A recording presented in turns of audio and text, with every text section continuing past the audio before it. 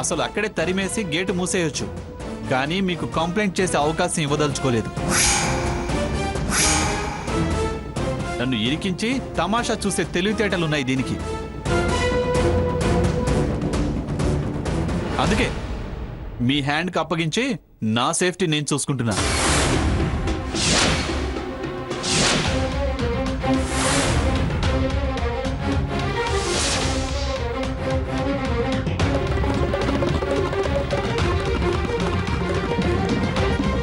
నేనేం కట్నం అడగలేదు, మీరు వరకట్నం వేధింపు కేసు పెట్టడానికి. దానికి పెళ్లి క్యాసెట్టే విట్నెస్, పెళ్ళైన తీరే నిదర్శనం. అల్లుడు గారు, అది తెలిసి తెలియక ఏదైనా తప్పు చేసి ఉంటే దాన్ని క్షమించండి, కానీ ఇంత పెద్ద శిక్ష వేయకండి. చాలా తెలివైంది. తెలిసి తెలియక ఎందుకు చేస్తుంది? అన్నీ తెలివిగానే చేస్తుంది. చూడండి, మీ సందేహాలకి సమాధానాలు తీరిగ్గా తర్వాత మీ కూతురే చెప్తుంది.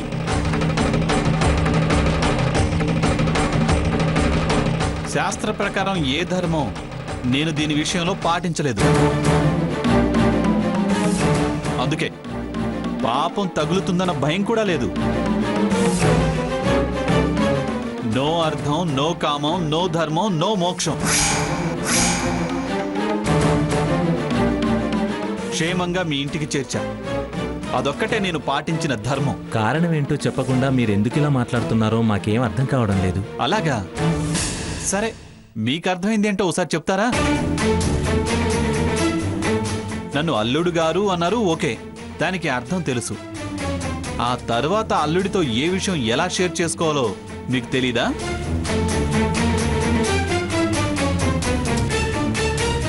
దీనికన్నా పెద్దదా చిన్నదా అన్న విషయం పక్కన పెడితే, మీ ఇంట్లో ఓ అమ్మాయి పెళ్లి జరిపించాలనుకుంటే ఆల్రెడీ అల్లుడైన వాడికి కాబోయే అల్లుడి వివరం చెప్పడం మీకు ధర్మం అని తెలీదా?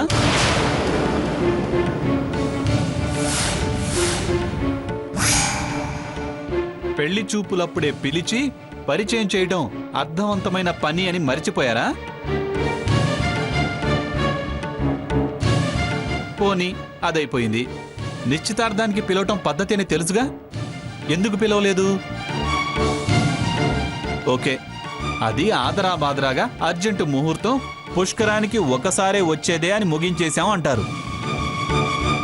నో ప్రాబ్లం, ఈజీగా తీసుకుంటా.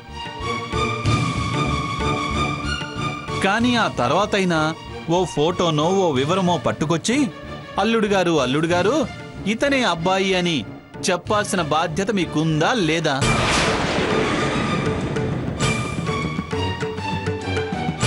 ఫలానా రాజావారి అబ్బాయో, లేదా ఫలానా జమీందారీ వారసుడో, లేదా ఆ పరిశ్రమ ఓనరో, ఈ పరిశ్రమ మేనేజరో, ఇవేవీ కాకపోతే గెజిటెడ్ ఆఫీసరో, ఎన్జిఓనో చెప్పాలా వద్దా?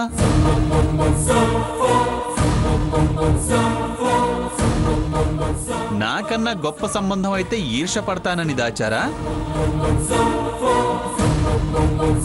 లేదా చిన్న సంబంధం అయితే వెక్కిరిస్తానని దడిచారా? అసలు అడ్రస్ ఉన్నాడేనా? కేర్ ఆఫ్ ప్లాట్ఫామా? అసలు ఏదైనా తెలియాలిగా. రాస్కెల్, వీడికి మెంటల్ వచ్చినట్టుంది. నువ్వు బాగు కూర్చో, ఇది సమయం కాదు. అనాకారి అయినా, అర్ధ రూపాయి విలువ ఉన్నా లేకపోయినా సో అండ్ సో అనన్నా చెప్పాలా వద్దా? నో, చెప్పలేదు. రేపో మాపో పెళ్లి బట్టలు కొనడానికి వెళుతూ చాటుగా, మొగుడికి చాటుగా కూతురికి ఫోన్ చేశారు. కానీ దాని మొగుడు అల్లుడవుతాడే, వాడికి చెప్దాం అన్న జ్ఞానం ఉందా లేదా మీకు? బాబు వద్దు, ఇంకిప్పుడేం మాట్లాడొద్దు. ఒక్కటంటే ఒక్కటి అర్థవంతమైన పని చేశారా?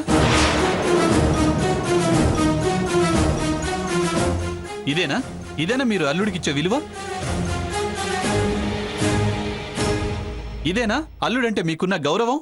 మా భయం మీకు తెలియంది కాదు. అన్నీ తెలిసి మీరిలా మాట్లాడితే ఎలా? వీటికి మేమేం సమాధానం చెప్పగలం చెప్పండి? ఏం భయం? ఎందుకు భయం?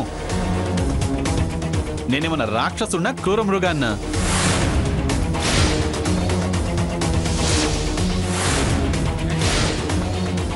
అంతకన్నా భయంకరమైన శాడిస్ట్ వాడు.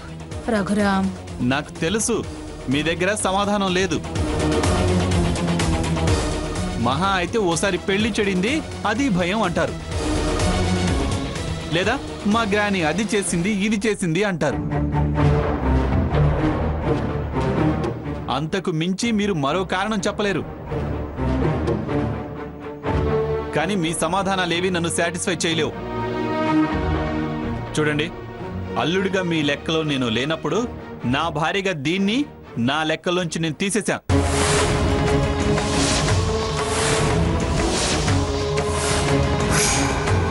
అలా వదిలించుకోవడానికి ఏదో ప్లాన్ చేశాడని అనుకోవద్దు.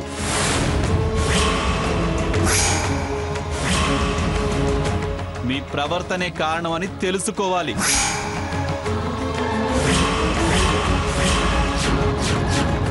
అది తెలిసి రావాలంటే ఏడుస్తూ ఇది మీ కళ్ళెదుటే ఉండాలి. తను నవ్వాలంటే నా విలువ నాకిచ్చి నాకు వివరం చెప్పాలి. ఇంతవరకు చెప్పని దానికి వివరణ నాకు నచ్చేలా తృప్తిపడి సరే అని మళ్ళీ నా వెంట మీ కూతుర్ని తీసుకెళ్లేలా ఉండాలి.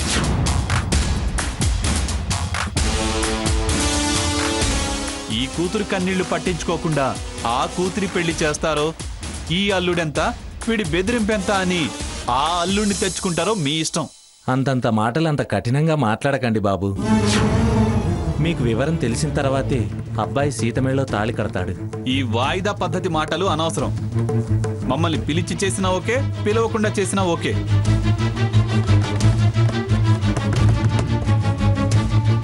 కానీ నాకు వాడెవడన్నది తెలిసి తీరాలి. రేపు మీ భయాలు తొలగడానికనో దోషం పోవడానికనో ఏ గాడిదకో ఇచ్చి తాళి కట్టిస్తూ నన్ను పిలిస్తే నీ తోడళ్ళుడు గాడిద, నువ్వు అడ్డగాడిదరా అని జనం నన్ను చూసి నవ్వుతారు.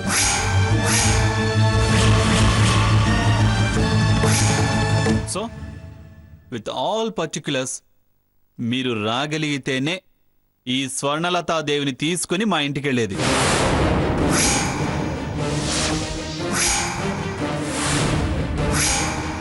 Okay, bye. అల్లుడు గారు, ఒక్క మాట, మర్యాదగా ఇప్పుడు ఎలా పిలుస్తున్నారో ఆ మర్యాదకి మర్యాద ఇవ్వండి.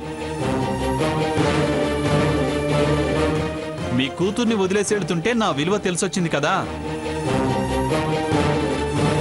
ఆ విలువ అలాగే కాపాడుకోండి. వద్దు పర్వాలేదు అనుకుంటే భరణం ఇవ్వడానికి నేను రెడీ.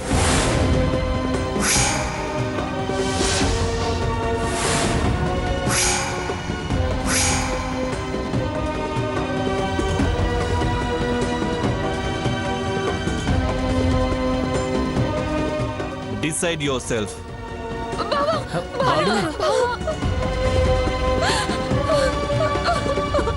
ఈడియట్, ఎంత క్రూరంగా బిహేవ్ చేస్తున్నాడు. నో మిస్టర్ రఘురామ్, అతన్ని ఇడియట్ అనే పని లేదు. మన బిహేవియర్ అతన్ని హర్ట్ చేసింది. అతనే కాదు, ఆ ప్లేస్ లో ఎవరున్నా అలాగే ప్రవర్తిస్తారు. ఏంటి నువ్వనేది? నేనండం కాదమ్మా, మీరే ఆలోచించండి. అతను అడిగిన ఏ ఒక్క ప్రశ్నకైనా సమాధానం మీ దగ్గర ఉందా?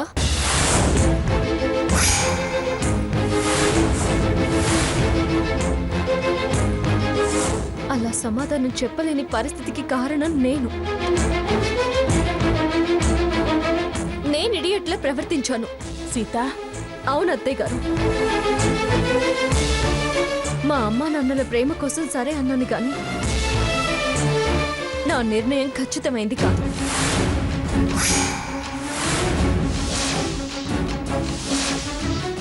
అతను ఏ విషయంలో తప్పు పడుతున్నాడో అదే నిజమని నిరూపించబోతున్నాను. పెళ్లి తర్వాత అతను ఎదురుపడ్డ ప్రతి క్షణం నా పరిస్థితి ఏంటి?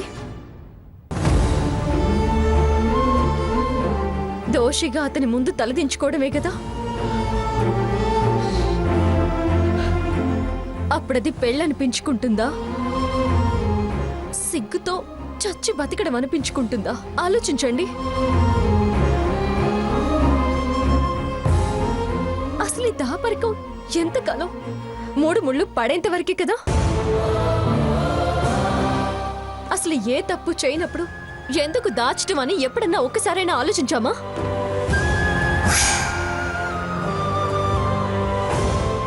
భయం భయం భయం భయం అంటూ తప్పు మీద తప్పు చేస్తూనే వచ్చాము. అమ్మా సీత, అవునా? అసలు దీనికి ముగింపేంటి? అదే అవమానం, అదే భయం. ఇప్పుడు నా పెళ్లి దీని జీవితాన్ని భయంలోకి నెట్టేసింది.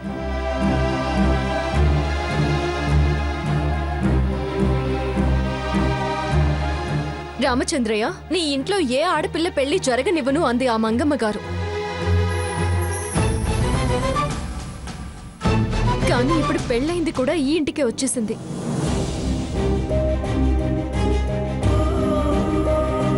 స్వర్ణ జీవితం ముఖ్యమా, తలంచుకు బతికే నా పెళ్లి ముఖ్యమా?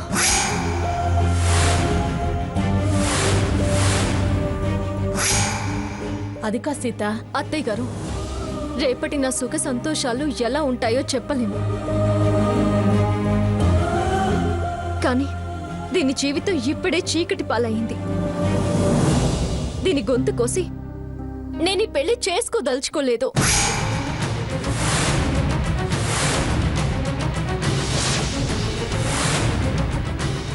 వెళ్ళండి అన్న, వెళ్ళండమ్మా. సీత పెళ్లి క్యాన్సిల్ అయిపోయింది.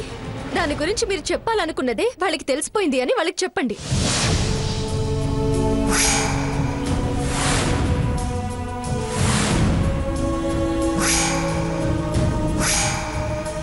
వాళ్ళు సంతోషిస్తారు, స్వర్ణని స్వాగతిస్తారు. అంతకు మించి మరో దారి నాకు కనిపించటం లేదు.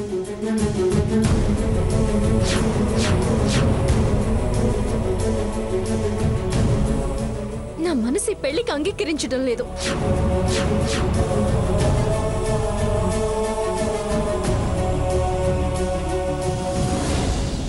అదలా ఏడుస్తూ ఉంటే నేను ఈ పెళ్లి చేసుకుని ఎలా సంతోషంగా ఉండగలను?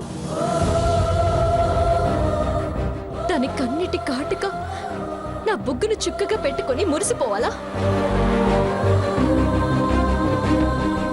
దాని కన్నీళ్లు నా నెత్తిన అక్షింతలను అనుకోవాలా?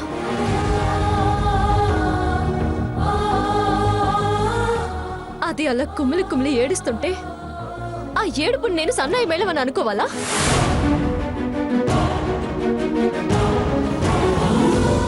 దాని బాధ నా గుండెలు పిండేస్తుంది.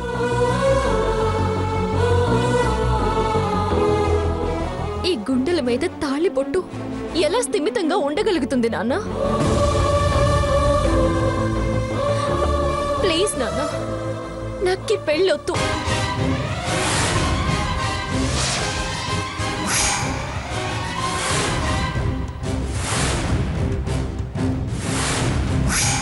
దాని బాధ నా గుండెలు పిండేస్తుంది.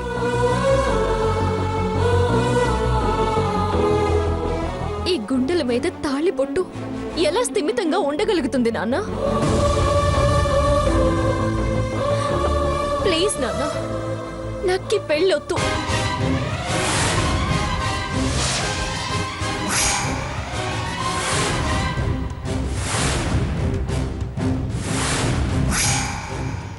సీత, వద్దండి, సీతగారిని ఏమనకండి. వారు కరెక్ట్గానే మాట్లాడుతున్నారు. మీ తృప్తి కోసం తన అసంతృప్తితో జీవితం వెళ్ళదీయడం కష్టం. తన ప్లేస్లో ఉంటే కానీ ఆ బాధ మనకు అర్థం కాదు.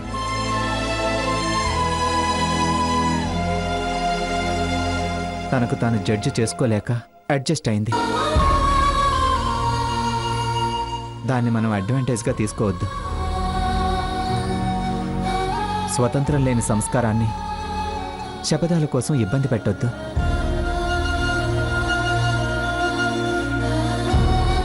సీతగారు, మిమ్మల్ని నేను సమర్థిస్తున్నాను. దయచేసి దీన్ని మిస్అండర్స్టాండింగ్ చేసుకోకండి. మనస్ఫూర్తిగా చెప్తున్నా.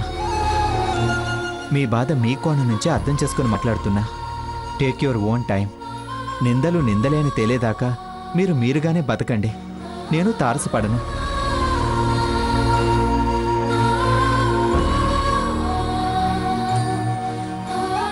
కాలంతో పాటు అన్నీ మాసిపోయాక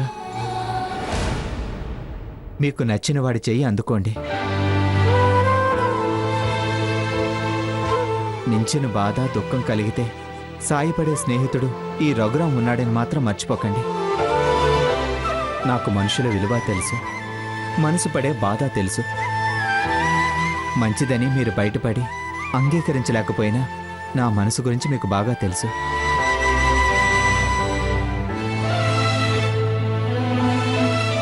అమ్మా, వెళ్దాం పద. పెళ్ళి అనుకున్నప్పుడు దిష్టి, నాతో నిశ్చితార్థమైనప్పుడు మహాదిష్టి తొలగిపోయాయి. మంచి జరగాలని ఆశిస్తున్నా.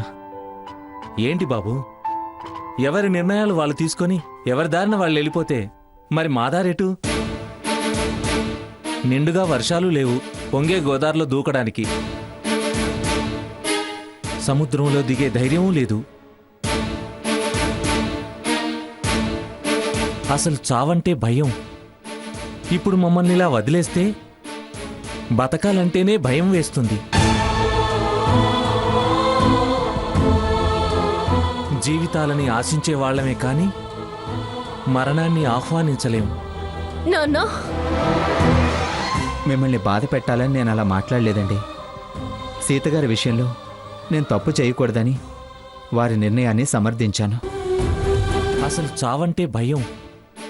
ఇప్పుడు మమ్మల్ని ఇలా వదిలేస్తే బతకాలంటేనే భయం వేస్తుంది. జీవితాలని ఆశించే వాళ్ళమే కాని మరణాన్ని ఆహ్వానించలేం. నాన్న, మిమ్మల్ని బాధ పెట్టాలని నేను అలా మాట్లాడలేదండి. సీతగారి విషయంలో నేను తప్పు చేయకూడదని వారి నిర్ణయాన్ని సమర్థించాను. ఎవరిని ఎవరు ఏ విషయంలో సమర్థించినా సంతోషం దక్కాలి కానీ బాధ మిగలకూడదు. అనుభవాలకు మించిన వయసేం కాదుగా మీది. ఈ క్షణంలో ఉన్న ఆవేశం మరో క్షణంలో ఉండదు. ఇంత క్రితం అన్ని మాటలు అని వెళ్ళిన తను అదే ఆవేశంలో రేపటి రోజుండడు. సర్ది చెప్పే అవకాశానికి సమయం తప్పకుండా ఉంటుంది. అది ఆ ఆవేశాన్ని చల్లారుస్తుంది. బాగా చెప్పావమ్మా. అలాగని అందరూ ఆవేశపడితే పరిష్కారం ఎలా వస్తుంది? చూడు సీత, నీకోసం తను తన కోసం నువ్వు అంటూ సంతోషాలు దూరం చేసుకుంటే ఎలా చెప్పు? నాకందరు కూతుళ్ళు సమానమే. ఒకరు ఎక్కువ ఒకరు తక్కువ అని నాకు పరపక్షం లేదు. దయచేసి పరిష్కారం మమ్మల్ని ఆలోచించుకోనివ్వండి. మీకు మీరే ఓ అభిప్రాయానికి వచ్చి మమ్మల్ని ఇంకా బాధ పెట్టొద్దు. దాని జీవితం గురించి ఆలోచించి ఈ పెళ్లి ఆపడం ధర్మం కాదు. ఏ తండ్రి అలా చేయలేడు. అయినా ప్రతిదీ వాళ్ళ పర్మిషన్తో చేయాలని అనడం వాళ్ళకి కరెక్ట్ కాదు. అవును సీత, అతను అరిచి వెళ్ళొచ్చు కానీ వాళ్ళ పెద్దవాళ్ళున్నారు, మేమున్నాం. కట్టుకున్నదాన్ని, పైగా కడుపుతో ఉన్నదాన్ని అలా వదిలేసి వెళ్ళిపోతే సరిపోతుందా? పెద్ద మనుషులుండరా? మేమెళ్ళి ఇదెక్కడ న్యాయమని అడిగొస్తాం. పైగా ఆ ఇంట్లో జడ్జి గారు కూడా ఉన్నారు. అంతేకాని నేను పెళ్లి చేసుకోననే మాట మాత్రం అనకు తల్లి. సీత, మీ అమ్మగారు చెప్పింది అన్ని విధాలా బాగుంది కదా. మాట్లాడు రాని అమ్మా, అతనే దారికొస్తాడు. వెళ్ళొస్తాం. ఉంటామండి. మంచిదమ్మా. పద రఘురాం. సీతగారు వెళ్ళొస్తాను. మామయ్య గారు వెళ్ళొస్తాను. మంచిది బాబు. వెళ్ళొస్తాను స్వర్ణ.